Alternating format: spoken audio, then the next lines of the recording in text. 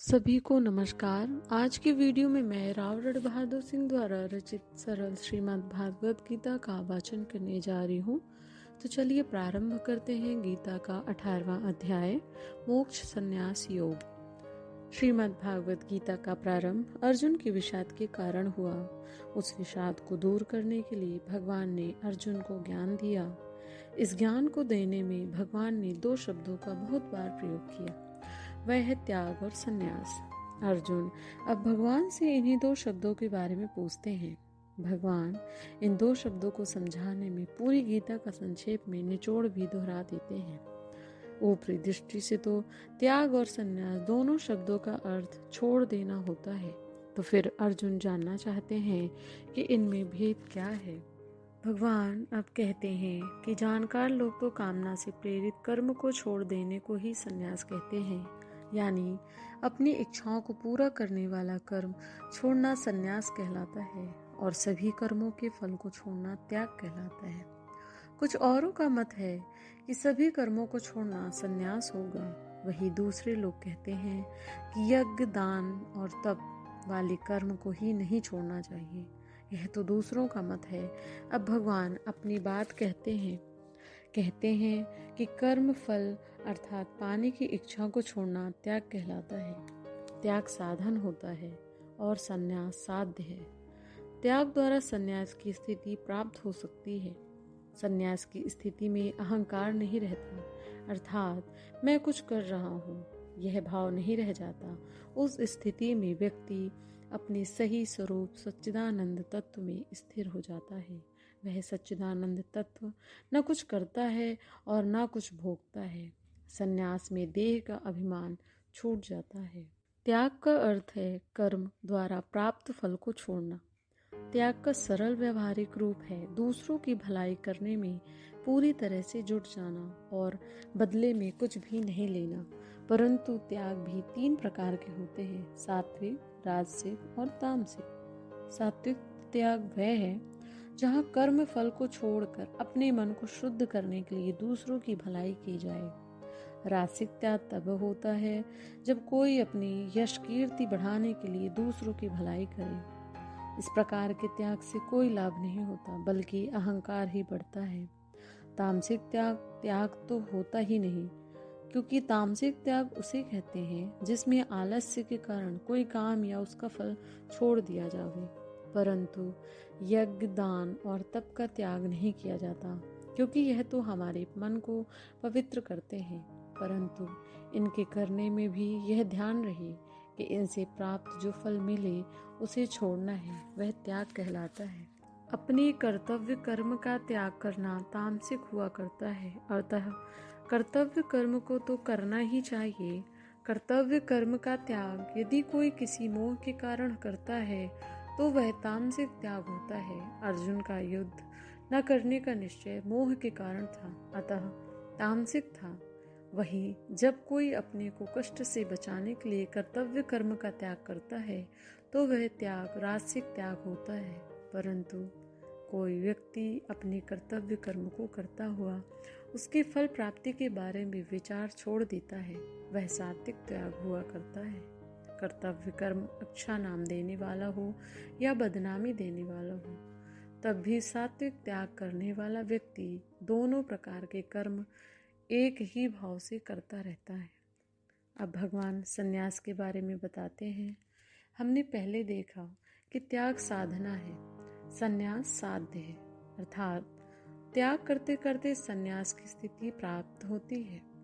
यह भी देखा कि त्याग का अर्थ है कर्म से प्राप्त फल के प्रति हमारे मन में लगाव ना हो। यह तब तक असंभव लगता है जब तक इसे इस प्रकार से न समझा जाए कि कर्म फल से लगाव तब तक निश्चित है जब तक हम कर्म से अपने लिए कुछ पाना चाहते हैं। जब कोई साधना की दृष्टि से ऐसा कर्म करने लगता है जिसमें दूसरों को लाभ हो और हमें कुछ ना मिले तब कर्म का फल तो त्याग हो जाता है। ऐसा कर्म करने वाले की बुद्धि में एकाग्रता आने लगती है, उनका मन शांत होने लगता है।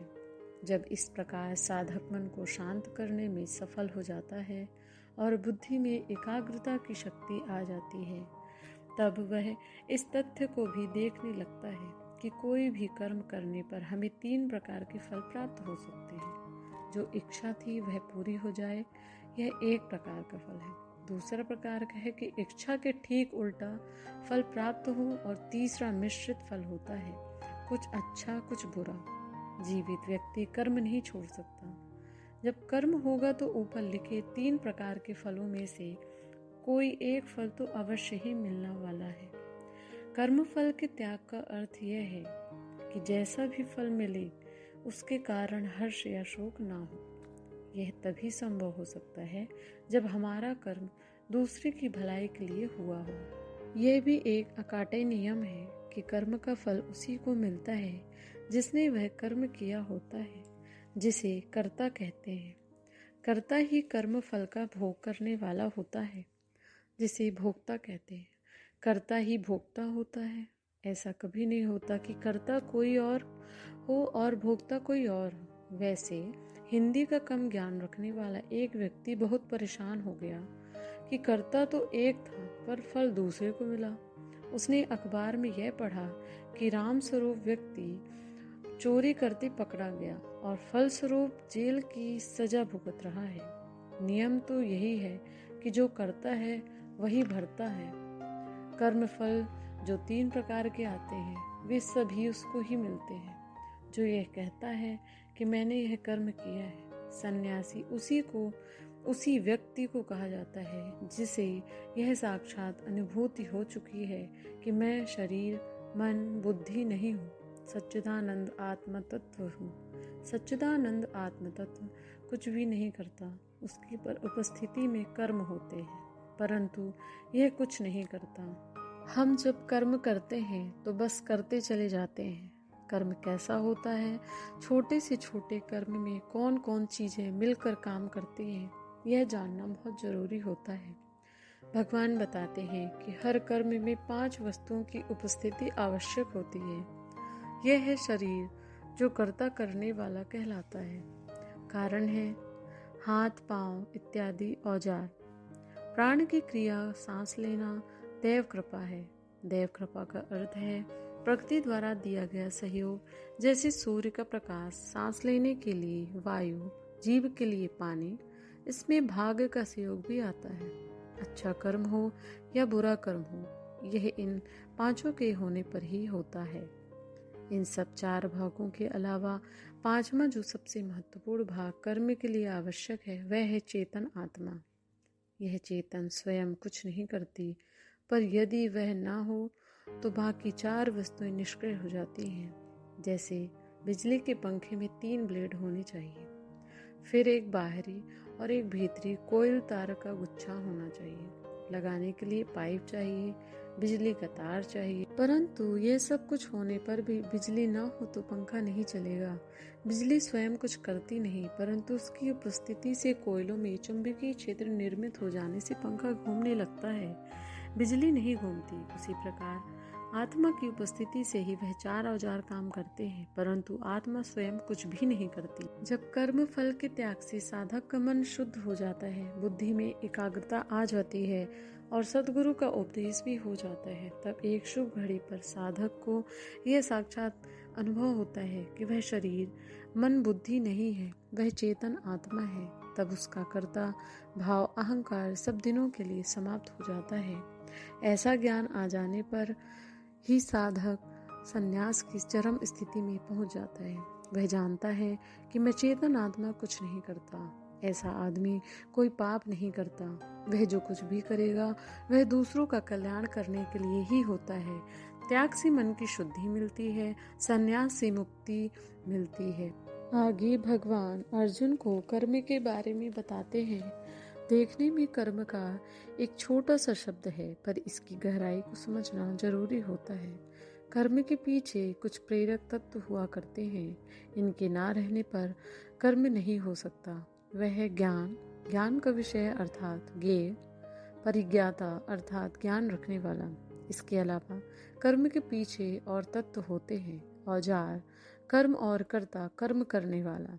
इस प्रकार यह 6 तत्व वास्तव में ही 3 ही हैं। ज्ञाता और कर्ता एक ही होते हैं। उपकरण, औजार जड़ होता है तो उसे हटा दिया जाता है। कर्म तो सात्विक, राजसिक और तामसिक होता है। ज्ञेय में यह 3 गुण नहीं आते, अतः उसको भी हटा देते हैं। तो अब बचे ज्ञान, कर्म और कर्ता। इन तीनों पर सात्विक, राजसिक, तामसिक गुणों का प्रभाव पड़ता है। कर्ता में सात्विक, राजसिक या तामसिक गुण में जो गुण प्रधान होगा वैसा ही उसका ज्ञान होगा, और जैसा ज्ञान होगा वैसा ही कर्म होगा। हर व्यक्ति ने जीवन जीने का अपना तरीका निकाल रखा होता है। जैसा उसका तरीका होगा वैसे ही उसका कर्म होगा। इस तरीके को जीवन दर्शन अथवा ज्ञान कहा जाता है। यह जीवन दर्शन 3 प्रकार का होता है, सात्विक, राजसिक और तामसिक। जब ज्ञान सात्विक होता है तब वह व्यक्ति अलग अलग दिखने वाली वस्तुओं के भीतर कोई एक बात देख लेता है जो सब में एकरूपता से बनी रहती है। जैसे हमारे शरीर में अलग अलग अंग तो दिखते हैं, परंतु हमारा ज्ञान यह होता है कि हर अंग के भीतर मैं ही हूँ। बहुत से व्यक्तियों को भीड़ में ऐसा व्यक्ति अलग अलग तरह के लोगों को देखता है, परंतु उसका ज्ञान यह होगा कि सभी मनुष्य हैं। पंजाबी, मद्रासी, बंगाली का भेद देखकर भी वह सब में मानवता को देखता है। ऐसा ज्ञान रखने वाला व्यक्ति कभी भी भेद बढ़ाने वाला कर्म नहीं करेगा। वह तो सबकी भलाई सोचकर सबको जोड़ने वाला कर्म करेगा। तो जब ज्ञान सात्विक हुआ तो कर्म भी सात्विक होगा, और ऐसा कर्म करने वाला व्यक्ति भी सात्विक कहलाता है। ऐसे व्यक्ति के कर्म स्वार्थ या अहंकार से प्रेरित नहीं होते। भारत में संयुक्त परिवार इसी सात्विक ज्ञान पर टिका था। हर व्यक्ति परिवार के अलग अलग लोगों को देखते हुए भी परिवार को ही प्रमुखता देता था।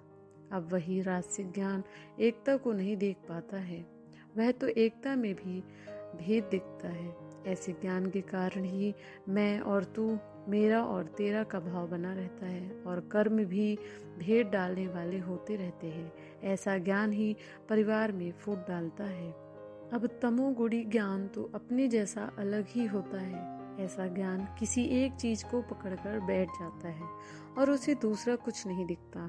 जैसे कोई पैसे को ही सत्य मानकर उसे ही पकड़कर जीता है। इसी के तरह के ज्ञान से समाज व परिवार में संघर्ष पैदा होते रहते हैं। जैसे कोई शरीर के किसी एक अंग को ही महत्व देकर जीने की कोशिश करे, शरीर को ध्यान ना दे, तो कितनी बुरी हालत हो जाएगी।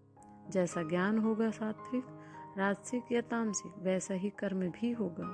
सात्विक ज्ञान से प्रेरित कर्म कर्तव्य पालन का होता है, सबकी भलाई के लिए होता है। उसमें अपने को अच्छा लग रहा है या कष्ट हो रहा है, इसको महत्व नहीं दिया जाता। राजसिक ज्ञान से प्रेरित कर्म में अपनी इच्छाओं को पूरा करने को महत्व दिया जाता है। तामसिक ज्ञान से प्रेरित कर्म को तो आगे पीछे का कुछ नहीं सोचता, जो सामने आया और अच्छा लगा तो कर दिया, बाद में भले ही कष्ट हो, इसका उसे ध्यान नहीं रहता। दूसरे का नुकसान होगा यह विचार आता ही नहीं, पशुओं जैसा काम होता है। अब इसी प्रकार से कर्तव्य भी 3 प्रकार के होते हैं, सात्विक, राजसिक या तामसिक। जैसा ज्ञान वैसा ही कर्म, और जैसा कर्म वैसा ही कर्म करने वाला कर्ता। सात्विक ज्ञान वाला व्यक्ति सात्विक कर्म करता हुआ परिवार और समाज में आदर और प्रतिष्ठा पाने लगता है। राजसिक ज्ञान रखकर राजसिक कर्म करने वाला कर्ता समाज में भय उत्पन्न करता है। लोग डर के मारे उससे दूर होते रहते हैं या अपने को बचाते रहते हैं। परंतु तामसिक ज्ञान के आधार पर तामसिक कर्म करने वाला कर्ता तो भयंकर होता है।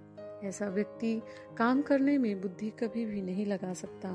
पशुओं जैसा जो मन में आया कर देता है, उसमें कोई भलमन साहत नहीं होती। बड़ा हठी होता है, वह जो कहे या करे वही ठीक, बाकी सब गलत है। दूसरों को कष्ट देने में कोई बुराई नहीं देखता। इसका स्वभाव ही आलसी होता है, हरदम उदास रहता है। काम जो एक दिन में ही हो सकता है उसे करने में 10 दिन भी लगाना उसे कोई गलत नहीं लगता।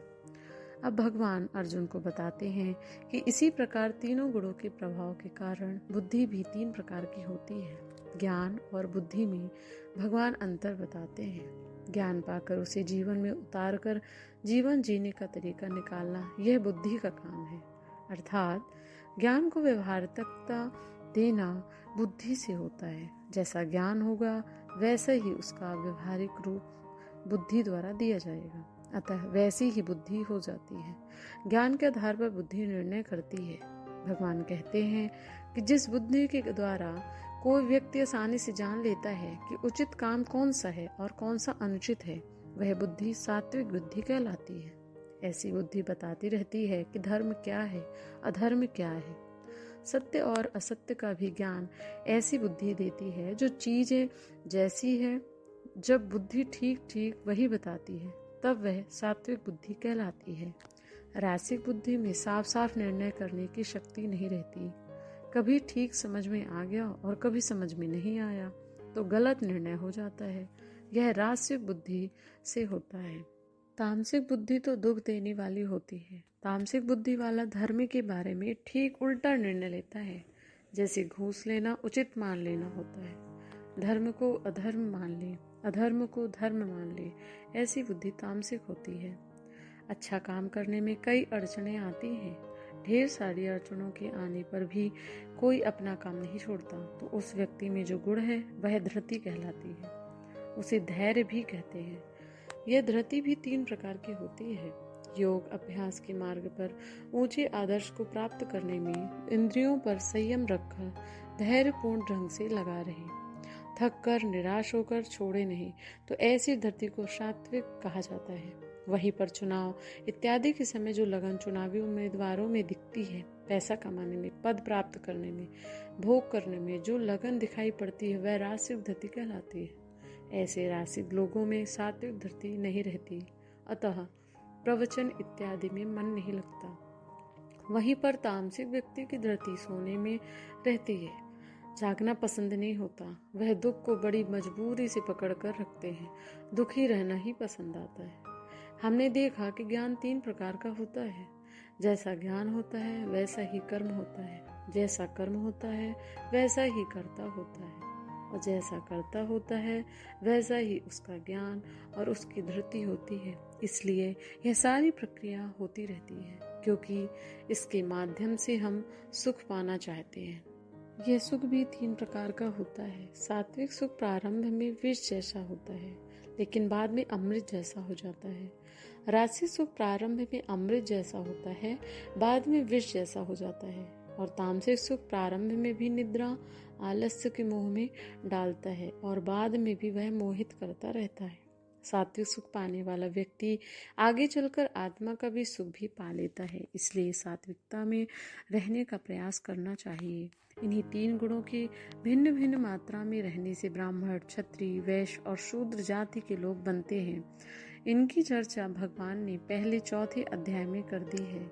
अब यहाँ इनके अलग अलग विशेष कर्म बताते हैं।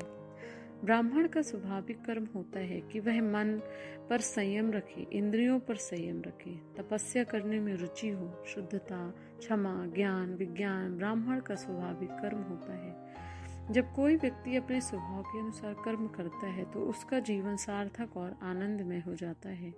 क्षत्रिय का स्वाभाविक कर्म है बहादुरी, तेज काम करने में दक्षता, चुस्ती, धैर्य, युद्ध से कभी न भागना, दान देना और स्वामित्व का भाव रखना। वैश्य का स्वाभाविक कर्म है खेती करना, गाय रखना, रोजगार, दुकानदारी करना। शूद्र का कर्म है नौकरी करना, सेवा करना। कोई कर्म ऊंचा या नीचा नहीं होता, लेकिन उसे करने वाले के मन बुद्धि में भावना कैसी है, यह ऊंची या नीची हो सकती है। सात्विक भावना वाले व्यक्ति का कर्म जो भी हो, यदि वह उसे सात्विक भावना से करे तो वह उसकी पूजा हो जाएगी और उसे सिद्धि मिल जाएगी। जैसे पद्मश्री की उपाधि हर कार्य के क्षेत्र के लोगों को मिला करती है। सिद्धि यानी श्रेष्ठता, सार्थकता पाने के लिए जो भी ब्राह्मण, क्षत्रिय, वैश्य, शूद्र का काम मिला उसे करना चाहिए, तभी कल्याण होगा। दूसरे का काम चाहे जितना अच्छा लगे वह कल्याणकारी नहीं हो सकता। अपने स्वभाव व संस्कार के अनुसार जो कर्म मिला हो उसी को अपने स्वार्थ के लिए ना करके कर्मयोग की भावना से भगवान की पूजा मानकर दूसरों की भलाई करने के सात्विक भाव से करने पर त्याग हो जाएगा। आगे इसी त्याग के बल पर संन्यास का भाव भी आ जाएगा। ऐसा भाव आने पर मनुष्य को यह ज्ञान हो जाता है कि मैं शरीर, मन, बुद्धि नहीं हूँ, मैं तो सच्चिदानंद ब्रह्म ही हूँ। इसे नैष्कर्म्य सिद्ध कहते हैं। इस ज्ञान में स्थित होने के लिए साधक को ध्यान करना चाहिए। इसके बारे में भगवान ने 6वें अध्याय में सारी बातें बताई थी। ध्यान द्वारा यह ज्ञान पक्का हो जाता है। ध्यान से आत्मा का ज्ञान मिलता है, साथ ही उसके मन में भगवान के प्रति भक्ति भी पक्की हो जाती है। ऐसा भक्त तब तक जीवन में सफलता पाता चला जाता है जब तक वह अपने सभी कर्मों को ईश्वर की पूजा मानकर करता है। भगवान ने अर्जुन से कहा कि तुम लड़ाई छोड़कर भागना चाहते हो तो, लेकिन तुम्हारा स्वभाव क्षत्रियों का है, अतः आज नहीं तो कल तुम्हारा स्वभाव तुम्हें बदला लेने और लड़ाई करने के लिए मजबूर कर देगा। फिर हिमालय में दुर्योधन और कर्ण तो मिलेंगे नहीं, फिर तुम पेड़ों से लड़ाई करने लगोगे। अतः यही अच्छा है कि तुम इस लड़ाई को भगवान की पूजा मानकर युद्ध करो, इसी में तुम्हारा कल्याण है। अब भगवान कहते हैं कि हे अर्जुन, तुम समझ लो कि यही परमात्मा सबके शरीर में जीवन तत्व के रूप में बैठा है और सारे प्राणियों द्वारा अपने माया के बल से भिन्न भिन्न कर्म करवा रहा है। अतः उस भगवान के प्रति समर्पण का भाव रखकर अपने स्वभाव के अनुसार कर्म करना चाहिए। ऐसा मानकर करें कि जो काम हमें करने को मिला है वह भगवान ने ही दिया है। अतः इस दिए हुए कर्म को दूसरों का भला करने के लिए पूरे मनोभाव से करना चाहिए। ऐसा करने वाले के मन में बड़ी शांति आ जाती है, वह संन्यास के भाव में स्थित हो जाता है। इतना कहकर भगवान ने कहा कि हे अर्जुन, मैंने जो तुम्हें अब तक बताया है वह सबसे ऊंचे प्रकार का ज्ञान है। तुमने इसे जान लिया, अब इसे जानकर तुम जैसा चाहो वैसा करो। फिर भगवान को लगा कि मैंने कह तो दिया कि तुम जैसा चाहो वैसा करो, तो कहीं अर्जुन यह न कह दे कि मैं तो युद्ध नहीं करना चाहता, तब तो इसका नुकसान हो जाएगा। तो भगवान अंत में कहते हैं कि अर्जुन, तुम मुझे बहुत ही प्रिय हो, इसलिए मैं तुम्हें सबसे महत्वपूर्ण बात बताने जा रहा हूँ। भगवान कहते हैं कि तुम ऐसा प्रयास करो कि मैं तुम्हारे मन में छा जाऊं। भगवान अब स्पष्ट कर देते हैं कि वे साक्षात परमात्मा ही हैं। अगर साधक का मन परमात्मा के विचार से भर जाए तो उसका काम भी परमात्मा के लिए होने लगेगा, अपने स्वार्थ के लिए नहीं। ऐसा करने से त्याग होने लगता है, फिर एक दिन संन्यास की स्थिति भी आ जाएगी। भगवान आगे कहते हैं कि तुम मेरे भक्त बन जाओ। भक्त बनने का अर्थ होता है कि भगवान के ऊपर पूरा भरोसा हो जाए। मेरे पुजारी बन जाओ। पुजारी का अर्थ होता है कि जो भी काम करो वह भगवान की सेवा का भाव रखकर करो। मुझे तुम नमस्कार करो। नमस्कार का अर्थ होता है कि अपने को मुझसे जोड़ दो, अहंकार छोड़ दो। यदि ऐसा करोगे तो निश्चित रूप से हमें पा जाओगे। अब भगवद गीता का सबसे प्रसिद्ध श्लोक अर्जुन से भगवान कहते हैं कि तुम सब धर्मों को छोड़कर मेरी शरण में आ जाओ तो मैं तुम्हें सभी पापों से मुक्त कर दूंगा। अर्थ यह है कि मनुष्य के कई धर्म होते हैं, जैसे पिता का धर्म, पुत्र का धर्म, गृहस्थ का धर्म आदि। भगवान के कहने का अर्थ है कि इन सभी कर्तव्यों को भगवान की सेवा बना दो। यह सारे कर्म काम जो कर्तव्यों के कारण करना पड़ता है, उन्हें हम इस भाव से करें कि यही हमारी भगवान की सेवा है। ऐसा व्यक्ति कभी गलत काम नहीं करेगा, अतः उसे आनंद ही आनंद मिलता जाएगा। यही पापों से मुक्ति कहलाती है। भगवान कहते हैं तुम्हें शोक नहीं होगा। गीता के प्रारंभ में अर्जुन को शोक हुआ था, यहाँ तक बताकर भगवान ने शोक से मुक्त होने का पूरा तरीका बता दिया। शोक होता है मोह से और शोक के साथ ही भय भी आता है। मोह ज्ञान से दूर होता है, वही ज्ञान भगवान ने बता दिया है। अब भगवान अर्जुन से कहते हैं कि यह ज्ञान उसी को देना जो इसे पाना चाहता है, उसे मत देना जो इसमें रुचि नहीं रखता। पहले उस व्यक्ति में रुचि पैदा करो, फिर जब वह ज्ञान पाना चाहने लगे तो वह ज्ञान देना चाहिए। आगे भगवान कहते हैं जो इस ज्ञान को और लोगों में बांटता है उसे मैं अपना भक्त मानता हूँ। ऐसा व्यक्ति मुझे बहुत प्रिय लगता है। यदि कोई गीता पढ़ता भर है, वह भी यह यज्ञ जैसा पुण्य पा लेता है। जो केवल गीता को श्रद्धा से सुनता भर है, वह भी मोक्ष पा लेता है। अब भगवान अर्जुन से प्रश्न करते हैं, पूछते हैं कि यह बताओ कि हमने जो यह ज्ञान दिया उसे तुमने मन लगाकर सुना है कि नहीं। यदि सुना होगा तो तुम्हारा मोह अज्ञान दूर हो जाना चाहिए। अर्जुन ने कहा, भगवान, मेरा मोह तो पूरी तरह से नष्ट हो गया। मुझे आपकी कृपा से अपने सारे संशयों से छुटकारा मिल गया है। अब तो आपकी आज्ञा का पालन करूंगा।